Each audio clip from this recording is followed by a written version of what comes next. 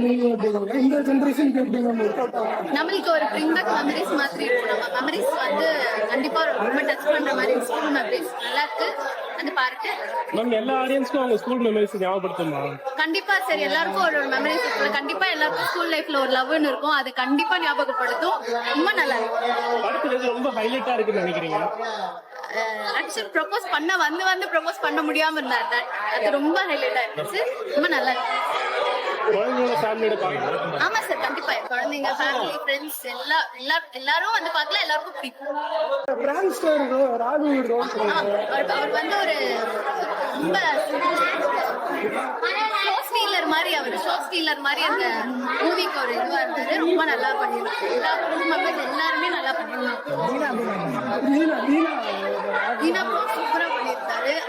அவரோட காமெடி வந்து படத்துக்கு ஒரு ரொம்ப பெரிய பிளஸ் ஆயிடுச்சு.